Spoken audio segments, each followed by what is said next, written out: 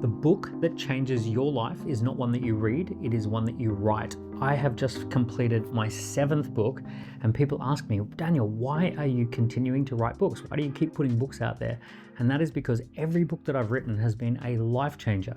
Something magical happens every time that I write a book. And the number one thing that always happens is my business goes to the next level. Every book contains valuable intellectual property. It contains the ability to build relationships at scale. It helps to shape the culture of my organizations. It helps me to stay relevant in a noisy marketplace. It gives me authority, and it gets me on some really big platforms. And all of that comes from the book. Now, people think that in a post-AI world, books won't matter, and I think nothing could be further from the truth. In fact, I think because of AI, books have become even more relevant because they are a symbol that you care about something more than just a 15-second TikTok. Now, on top of that, if you've got a book, you can leverage that with AI to create all sorts of AI-enabled tools that are made possible because you've got a book to train the AI. So having a book opens up a world of possibilities off the back of those AI tools. Now, Tim Ferriss, he said something crazy. He said, writing a book, I wouldn't wish it on my worst enemy. I'm the complete opposite. I wrote my last book in 7 days. It was fun, it was enjoyable. I felt proud at the end of it. I felt passionate after every writing session. So I want to share with you how I write my books and how I structure my books so that it's fun and it's easy and it keeps readers engaged. So here is my book writing framework. Now, before I get started, give this channel a like and a subscribe. Leave me a comment below. What kind of book would you love to write in the year ahead? Do it as a little micro commitment that you're going to do this if this method is as good as I think you'll find it. Also, at the end of this video, I'm going to give you some access to some software that will make writing a book so much easier. It'll be a free tool, it'll be amazing, and it'll make all of what I'm about to tell you magic. The first thing that I do before I start the writing process is I map out who is my perfect reader, and I want to get right into their head. The first thing is I give my reader a name. And I'm typically thinking of a real life person that I know. So I might say this book is for Tracy. And the reason that I want it to be a real life person is that I want that person to be someone that I'm emotionally connected to, that when I think of their name, when I think of their face, I'm writing the book for that person. I'm writing a one-to-one communication. I'm not writing one-to-many. I'm not writing to the general masses. I'm writing a book for Tracy. So the first thing I want to understand is what is Tracy's present situation and what's frustrating about it, what's less than perfect about it. And I want to make this at least 3 things, because if it was easy, if it was one thing, she would have already fixed it. So it's obviously going to be a bit complex. So for the book Lifestyle Business Playbook, the 3 things is number 1, she can't switch off. She can't take a holiday. If she goes away, nothing happens, everything stops. It feels like even on the weekend, her mind is always on when it comes to business. Number 2, the work itself isn't fun.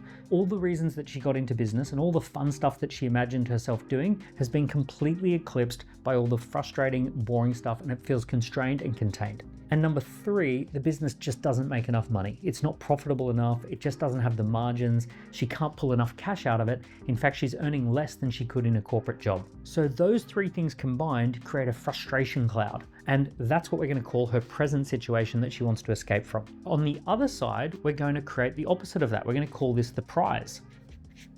And the prize is the equal and opposite of that. So rather than being able to switch off, we can actually have freedom. We can switch off and the business will work without you. Number 2, rather than this being frustrating and annoying all the time, it's fun.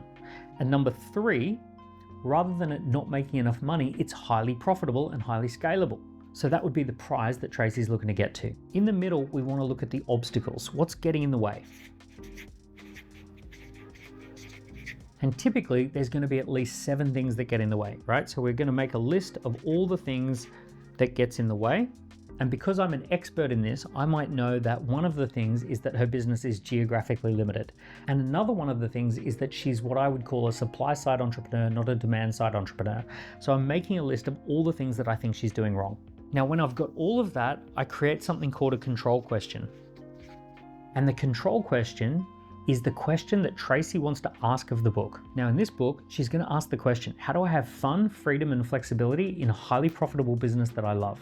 So once I've got that control question, every single part of the book is going to help to answer that control question. It's going to help her to move from her present situation to the prize that she wants and overcome the obstacles that are in the way. So that's the pre-work that I do before I start writing the book. So now let's map out the book. The first part of every book is the intro. And the introduction to the book has one job, and that one job is to sell the reader that they should read this book. We're going to tell them what is the prize that they're going to achieve, what are the obstacles that they're going to overcome, what is the frustration or the drudgery that is going to be left in the past. And we're going to spell that out, and we're going to give people real reasons as to why they should read the book. We're going to throw everything at it. We're going to tell people about the background, your authority, where you get your stories from, any research that's relevant, any trends that are relevant, everything that we can possibly say in this intro to get people to read the book. A really fun way to do this is to pull out your voice recorder on your phone and to do a big rant where you're trying to sell people passionately about why they should read this book, and you just rant and then you transcribe it and you highlight all the best reasons that you come up with as to why someone should read this book. Then the next thing that we want to do is we want to disrupt. We want to disrupt the reader. In the opening of the book, we want them to feel that they have some missing knowledge, that there's something that they could learn that would totally transform the results that they're getting. We want them to feel that they don't know everything there is to know about this particular topic. So we're looking for ways to disrupt their current thinking. We're looking for things that challenge their current worldview or things that hook them to think, I wonder how that works. So these are disruptive ideas, and typically these are big picture disruptions. What we're really saying here is you don't know everything, there's things you're going to learn in the book. So this is the disruption phase of the book. And maybe this could be 1 to 10 disruptive ideas that you get into the first bit of the book. The next thing we're going to do is we're going to offer insights. Insights give people blueprints. Insights give people new understandings of the world. Now, what we want in this part of the book is 1 to 10 big insights that help people to understand the world in a new way. We've got disruption, we've got insights. Now we want to share with people a method. So this is where you show people your method for getting what they want. So this is going to be your 3 to 7 step method as to what do you want people to do. Then we move to handling objections. When people hear about your method, they're going to have resistance. They're going to think, oh, that involves some time, energy, effort, or money. I've got objections to that. It's not exactly the way I thought it would be. So typically people have something like 3 to 10 major objections as to why they think this wouldn't work for them. Your job in this section of the book is to handle those objections and to make people feel they absolutely could get the results that they want if they apply your method. And then finally, we want to leave people on a high point. So we don't want to leave people in the objection handling or the method. We want to leave people inspired. We want to give people 1 to 3 big reasons to feel completely inspired by the book and to leave the book and close the book on an emotional high. It could be some case studies, some stories, some ideas, right? Whatever it is, maybe the big trends, you reconnect people with the reason that they read the book in the first place and you leave people on a high point. Now, I want to let you in on a little secret. This is my hack for writing a book. I use the deck of cards, and the deck of cards has 4 suits, and the 4 suits represent 4 ways of thinking.